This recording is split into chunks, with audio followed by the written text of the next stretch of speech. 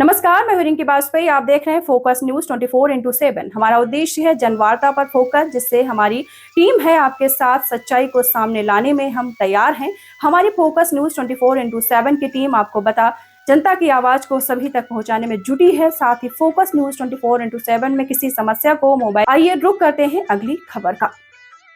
अयोध्या में नहीं बनाया, पूरी अयोध्या में नहीं। महाराज अयोध्या से जब वनवास के लिए निकल पड़े, अब भगवान के मित्र बनना शुरू हुए। और जैसे ही महाराज देखा हम पूरे केवल परिवार से है, पूरी समाज से हम लोग नीच है महाराज, हमारी कहीं छाया ना पड़ जाए आपके, इसलिए हम निम्न वर्ग के लोग हम दूर से ही आपके प्रणाम करते हैं। लगे दंड प्रणाम लगे दंड की तरह प्रणाम होने लगे। ये निम्न वर्ग सीखो, उनसे कुछ सीखिए, प्रणाम कैसे करना चाहिए। कल बताया था ब्रह्मा जी ने जीव का 3 जगह भाग लिखा है। जो माथा से प्रणाम करेगा, मूल जड़ माथे में है, अगर मूल जड़ में पानी मिल गया तो शाखा अपने आप हरी भरी हो जाएगी। हाथ से प्रणाम करेंगे तो केवल हाथ का दुर्भाग्य बदलेगा, इसलिए माथा जिसने धर दिया, माथा से प्रणाम कर लिया, अगर माथे का दुर्भाग्य बदल गया तो फिर महाराज कहीं कोई हमें कांटा लगने वाला जीवन में नहीं है। हाथ से प्रणाम किया, हाथों से तो प्रणाम नहीं करना आता है हम लोगों को, हाथ से प्रणाम करेंगे। हमने देखा है हाथ से प्रणाम करने के बाद जबकि पूज्य पाद गोस्वामी महाराज लिख रहे हैं, क्या बोले, जी गुरु चरण प्रणाम परिभाषा सीखे कैसे किया जाता है। अगर हाथ जाकर के महाराज चरणों तक पहुंच गया और उस चरणों में की जो तुम्हारे हाथ में रज लग गई है, धूल लग गई है, उस धूल को कोई तो सीने में ही पहुंच लेता है, दुर्भाग्य बदलेगा। जो ब्रह्मा ने यहाँ भाग्य के लेख लिखे हैं वो मिटने वाले हैं, तो किसी संत और ब्राह्मण के चरणों में नतमस्तक होने से मिटेंगे। और उस धूल को ले जा करके सीने से न लगा करके माथे पर पहुंचिए, और जब वह ब्राह्मण की संत की धूल माथे में लगेगी तो बहुत बड़ा दुर्भाग्य होने वाला होगा, तो सौभाग्य में बदल जाएगा। बाबा कह रहे हैं, जी गुरु चरण, जय गुरु चरण वेणु से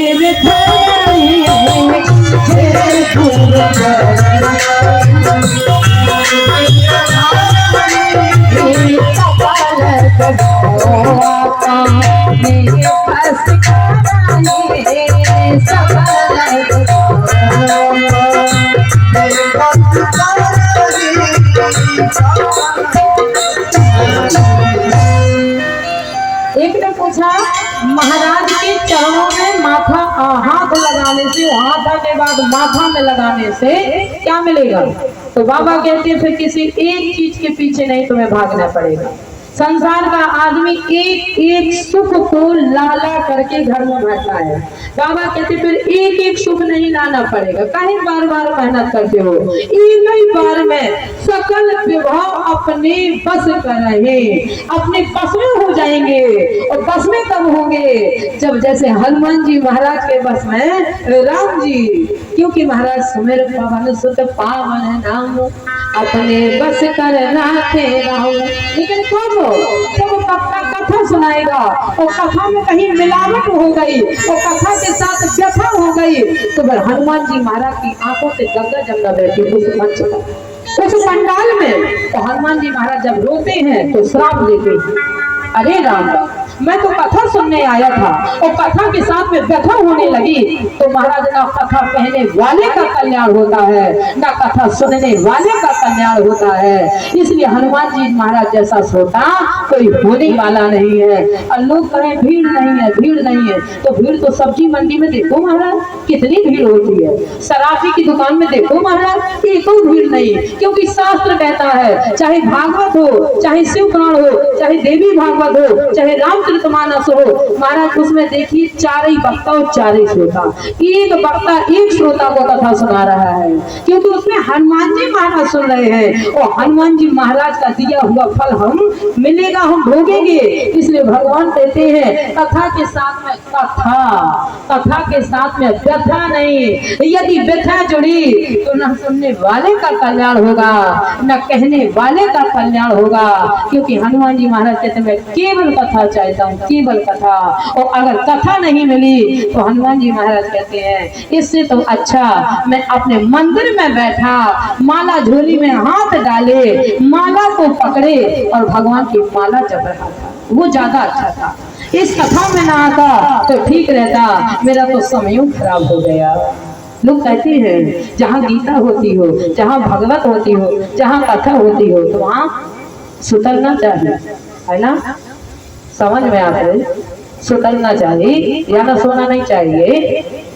तो बोले महाराज बस यही बात है कि जिस तरह से सोना हानिकारक है कथा के बीच में, इसी तरह कथा के बीच में व्यथा का भी होना हानिकारक है। केवल कथा हनुमान जी महाराज चाहते हैं, बाबा गोस्वामी महाराज कहते हैं, बस यही तो बात है। भगवान कहते हैं मैं विडम्बना नहीं देखना हो, मैं तो केवल देखता हूँ। भगवान कहते हैं निर्मल मन जन सो मोह पावा, मोह कपट छल क्षेत्र न भावा।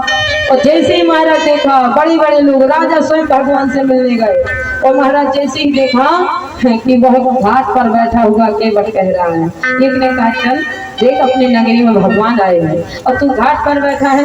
केवट ने कहा मुझे घाट में ही आनंद है। क्यों महाराज? मैं यहाँ से जाने वाला नहीं हूँ। क्यों महाराज? क्योंकि बाबा कहते हैं घर में वन में डगर में कहूँ रहे दे, तुलसी सीताराम सो लगो चाहिए। अपने जीवन को पवित्र करना, मन को पवित्र करना, अपने को पवित्र करना। भगवान ने कहा, कृष्ण जी महाराज ने यही कहा, सोई पावन सोई सुभग शरीरा, जो तन पाए भजी रघुवीरा। यहाँ का राजा निषाद भगवान की सेवा में लगा हुआ है और तू यहाँ बैठा है। केवट ने कहा वो राजा है, उसके पास धन है, वो सिर्फ संतरा खिलाए, भगवान की सेवा करे, भगवान की खूब पूजा करे, खूब सेवा करे, पर मैं इस घाट को छोड़ने वाला नहीं हूँ। भगवान ने कहा रे यहाँ से सब लोग आए हैं मुझसे मिलने, लेकिन एक नहीं आया। वो कौन है? केवट। वो क्यों नहीं आया? भगवान ने कहा वो नहीं आए तो मैं उसके पास चला जाऊंगा। सब मुझसे मिलने आए, मैं उस केवट से मिलने जाऊंगा। क्यों? वो अपने आप को निम्न वर्ग समझ रहा है, मैं निम्न वर्ग का हूँ। भगवान मुझे क्या ना तो मैं प्रणाम कर पाऊँ, जा सुछाई छुई ले सींचा।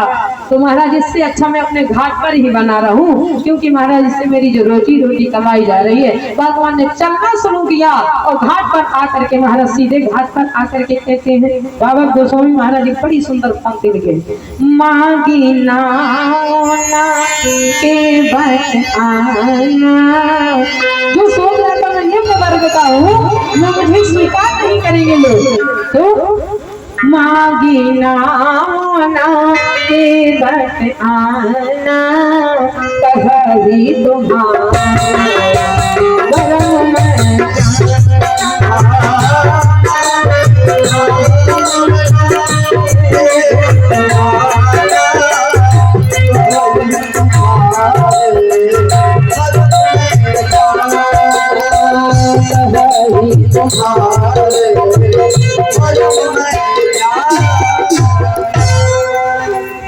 पंक्ति में आया मांगी नाव ना केवट आना। लोग कहते हैं भगवान ने नाव मंगाई और केवट नहीं आ रहा, गलत।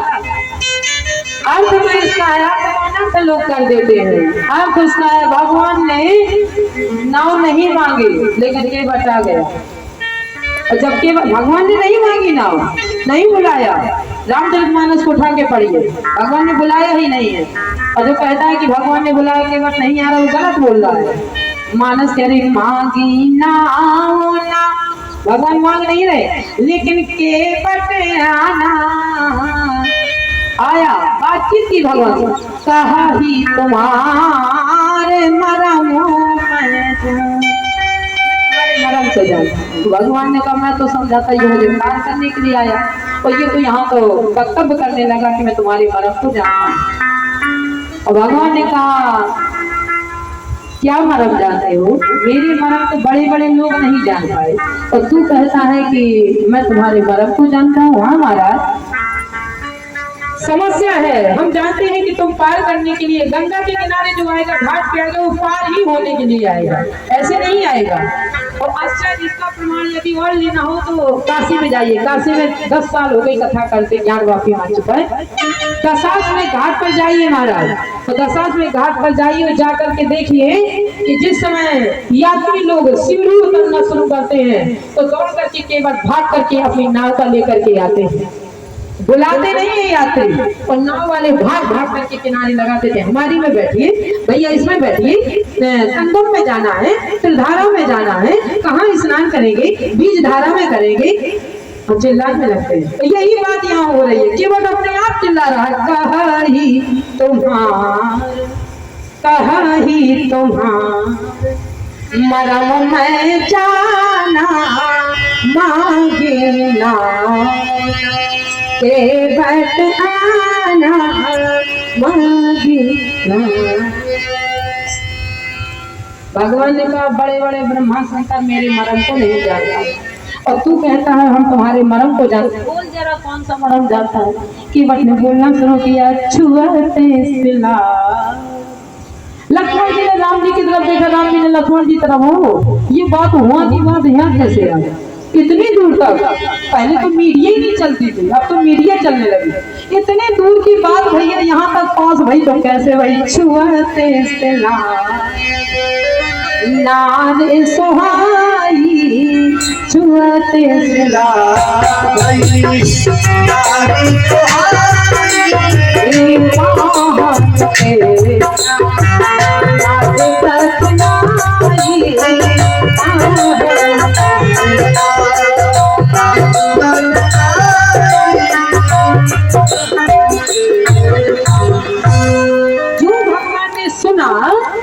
तो कहा, अरे इसका मतलब है ये अब हमें पार करने वाला नहीं, इसने पहले ही समस्या सुना दी है, तो भैया क्या हमें पार नहीं करोगे? एक भट्ट ने कहा, अरे सरकार इतनी बड़ी समस्या है आपके पास, तो आप अब भी कह रहे हैं कि पार नहीं करेंगे? बिल्कुल नहीं। क्यों? क्योंकि यही मेरी रोजी रोटी है, इस रोजी की रोटी के अलावा मेरे पास कोई दूसरा बिजनेस व्यापार नहीं है, मेरे पास कोई दूसरी दुकानदारी नहीं है, क्योंकि यह प्रतिपालन सब परिवार और नहीं जानता कछु और कबार। सरकार, मेरे पास यदि कोई दूसरा बिजनेस व्यापार होता तो मैं बैठा लेता, लेकिन मेरी रोजी रोटी इसी नाव से चलती है, इसलिए मैं आपको इस नाव में नहीं बैठा सकता। अगर आपको पार ही होना है तो एक काम करिए ना। तो भगवान ने कहा, आखिर भय क्या है? भय तो बताइए, अगर तेरी रोजी रोटी इसी परिवार से चलती है तो तू हमें बैठाएगा क्यों नहीं? केवल कह रहा है, तरे मोनी हरनी हो जाई और पात पर मोरी नाव उड़ाई।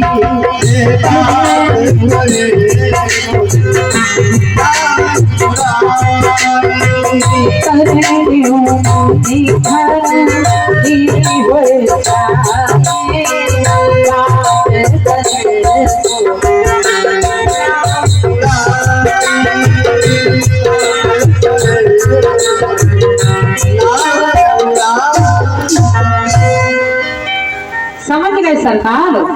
भगवान ने कहा, समझा तो हूँ, लेकिन हमें पार भी होना है, और तो समस्या का समाधान हम बता देते ना। यदि आपको पार होना है तो देखो, हम तो अपनी नाव में नहीं बैठाएंगे, यह प्रतिपालन सब परिवार नहीं जाना कछु और कबारू। एक बात बता देता हूँ, इसी घाट से थोड़ी दूर पर एक घाट और है, यह घाट से थोड़ी के दूर है, कटिलो जल ठाहे दिखाई। सो सरकार, उस घाट पर जब आप जाएंगे और जब गंगा में प्रवेश करेंगे तो आपकी कमर से जल होगा और आप बड़ी सुगमता से पार हो जाएंगे। तो भगवान ने केवट की बातों को सुना और मुस्कुरा करके कहा, भैया हम तो अपने अपने पीताम्बर को ऊपर सरका के पार हो जाएंगे, लेकिन हमारे साथ में नारी है, वो नारी कैसे पार होगी वस्त्रों को उठा करके, क्योंकि उसके वस्त्र भीग जाएंगे, हमें यात्रा बहुत लंबी करनी है। केवट ने कहा, ओ अब फंस गए सरकार हमारे चक्कर में। केवट ने कहा, तो फिर एक बात का हम तो पार नहीं करेंगे अपनी नाव में, और यदि पार होना है तो जब तक तुम कहोगे नहीं तब तक मैं पार करने वाला नहीं हूँ। भगवान ने कहा, इसके अभी तक बातें ही समझ में नहीं, मैं कब से कह रहा हूँ कि मुझे पार कर दो, और ये अब कह रहा है कि जब तक आप कहेंगे नहीं तब तक मैं आपको पार नहीं करूंगा। तो भगवान ने कहा, मैंने कहा तो है। केवट ने कहा, कहाँ? एक बार नहीं कहा सरकार आपने कि हमें पार कर दो। तो कैसे कहना है? ऐसे कहीं कहा जाता है कि पार कर दो? अरे महाराज, जब मैंने अपनी सारी समस्या तुम्हें सुना दी है, उस समस्या का समाधान जोड़ करके यदि कहो कि मुझे पार करो, तब तो मैं पार करूंगा। और मेरी समस्या का समाधान नहीं आप बता पाएंगे तो फिर मैं आपको पार करने वाला नहीं हूँ। भगवान के माथे से पसीना छूट गया। क्या बात कर रहा है कि बस समस्या का समाधान भी चाह रहा है और फिर कह रहा है पार भी करूंगा। तो बोल केवट तो चाहे क्या रहा है? केवट ने कहा सरकार, मैं ये चाह रहा हूँ कि जब मैं इस नाव से भयभीत हूँ कि अगर कहीं इस नाव में मैंने तुम्हें बैठा लिया तो तर्णी मुनि धरनी हो जाए बात पर। जिस तरह से वो पत्थर की शिला नारी बन करके उड़ गई और इसी तरह से मेरी नाव भी नारी बन गई। तो समस्या ही समस्या है, क्योंकि सरकार मेरे घर में इसी नाव से रोजी रोटी से पालन पोषण होता है। तो अगर कहीं यही एक नारी मेरे घर में है और यह नाव भी मेरी नारी बन गई तो फिर महाराज ये तो पत्थर से भी नॉर्मल है। लकड़ी लकड़ी होती है, पत्थर पत्थर होता है, तो फिर क्या होगा? तो भगवान ने कहा एक बात कहूँ, ये बटे का बोलो सरकार, तो अगर ये तुम्हारी नाव नारी बन जाए तो दूसरी भी घर में रख लेना। ये बटे का सुनो सरकार, जो बात आप हमें कह रहे हैं, आपके पिताजी ने एक रखी, दो रखी, तीन रखी, तीन नारियों को रखने के बाद भी कौन सा सुख तुम्हारे पिताजी को मिला है और कौन सा सुख तुम्हें मिला है जो तुम जंगल में मारे मारे अभी घूमोगे? भगवान लक्ष्मण जी तब मारो, छतरी का खून तो वैसे तेज होता है। लक्ष्मण जी ने कहा भैया अभी हमारे नीच लोगों के मुंह लग जाते हैं, छोटे छोटे लोगों को मुंह लग जाते हैं। अरे पार होना नहीं होना, करना भैया नहीं करना, दूसरा घाट देखिए, जरूरी उसी के मुंह लगे पड़े हैं मेरे भाई। तो भगवान से कहा महाराज हम लोग, आप सुना है आपने कि पतिव्रता होती है नारी, लेकिन कहते हैं कि पतिव्रता नारी होती है और हम लोगों के यहाँ पत्नी व्रता चलता है। हम लोग एक पत्नी के रहते हैं, हम एक से दूसरी नहीं रख सकते हैं। ये आपके अयोध्या में होता होगा कि एक से दूसरी रखो, तीसरी रखो, हम लोग पत्नी व्रता है। तो केवट के शब्दों को सुनकर के भगवान मुस्कुराने लगे। अच्छा भैया, तो अब समस्या का समाधान कैसे हो? तो केवट ने कहा बताऊं मैं? भगवान ने कहा बोल केवट, तुम्हारे सुन, अगर समस्या का समाधान सरकार चाहते हो तो महाराज अगर आप अपने पैरों को धुलवा लेंगे तो फिर मैं तुम्हें अपनी नाव में बैठा करके पार कर दूंगा। अब भगवान ने सोचा कि धोएगा बैठाएगा, भगवान भी खड़े, केवट भी खड़ा। तो भगवान ने कहा भैया क्या देरी है, जब तेरे पास समस्या का समाधान आ गया है तो केवट ने कहा ऐसे थोड़ी धोऊंगा। तो भगवान ने कहा कैसे धोएगा? बोले जब तक तुम नहीं कहोगे तब तक मैं धोने वाला नहीं हूँ। पूज्य बात गोस्वामी महाराज से पूछा कि क्या राम जी ने कहा? भगवान ने कहा, बाबा कहते हाँ कहा, मोहर लगा दी। पूज्य बात गोस्वामी महाराज ने पंक्ति लिख दी, जब केवट से राम जी ने कहा तब केवट ने पाँव धोना शुरू किया और जब तक राम जी ने नहीं कहा तब तक केवट ने पैर नहीं धोए। तो मुझे पाद पादों में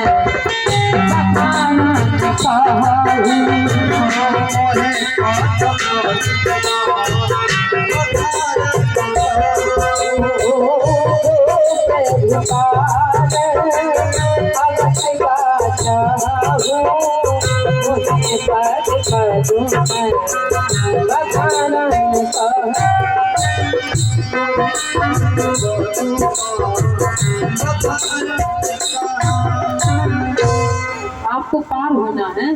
भगवान ने कहा हाँ भैया पार होना है, तो फिर हमसे कहो, मुझे पद पदुम पठान में कहो, और कहोगे नहीं तो हम पैर धोने वाले नहीं। और समस्या का समाधान तभी है जब हम आपके पैरों को धोएंगे, तब नाव में बैठाएंगे। तो भगवान तो मुझे पाद पादों में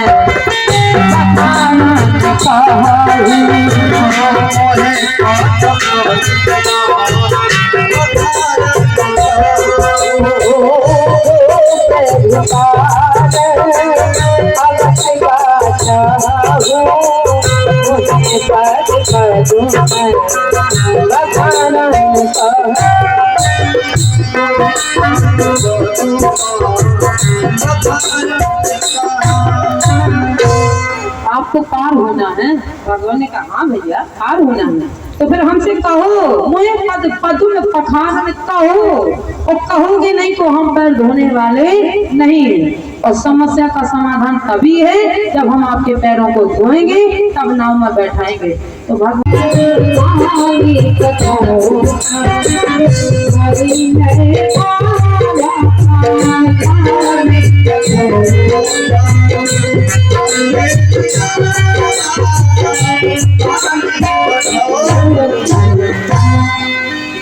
गंगा जी में डाला, तुम्हारा वो सब झूठा हो गया। तो मैंने सोचा शुद्ध पानी से आपके चरणों को धोना। अब महाराज केवट ने जैसे ही भगवान के चरणान बंदों को पकड़ना शुरू किया, तो भगवान बात करते जा रहे केवट से, और केवट से बात करते करते बड़े आनंद के साथ केवट चरण धो रहा है। अति आनंद अति आनंद चरण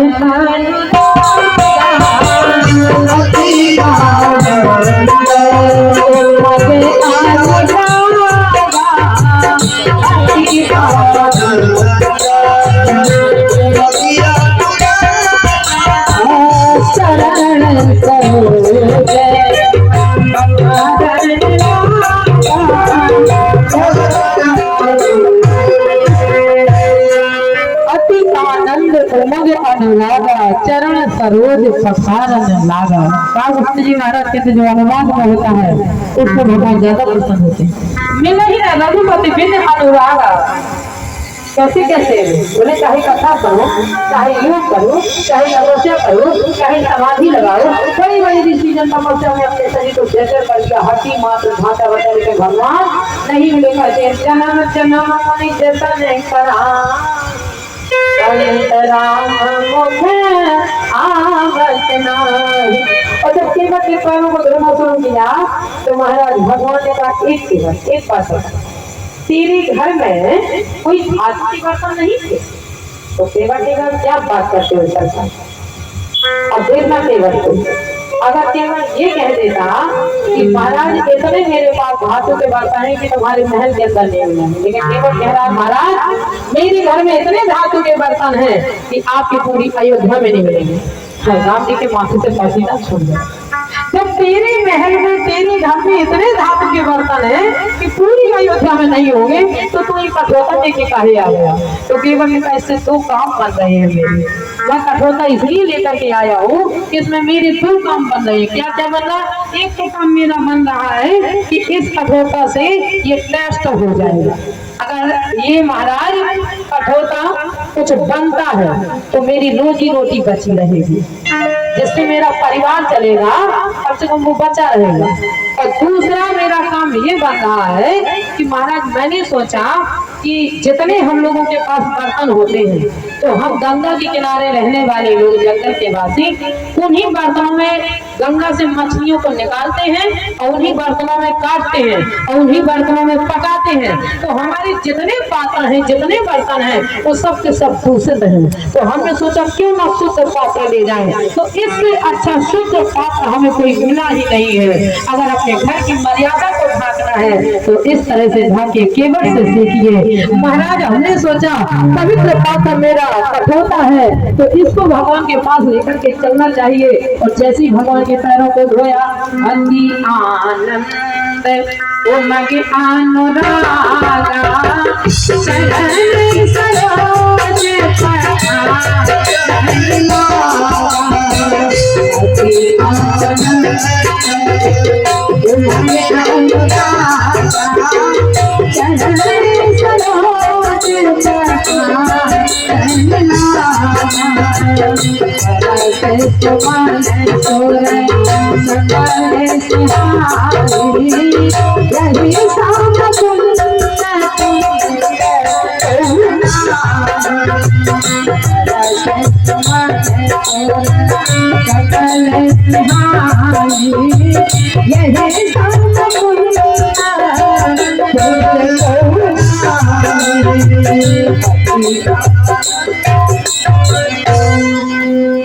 पूज्य बात गोस्वामी महाराज ने सुना। जैसे ही लोगों ने सुना तो बाबा से कहा, बाबा एक बात बताओ, आप पहले सही बोल रहे थे कि अब सही बोल रहे थे? अभी अभी आप कह रहे थे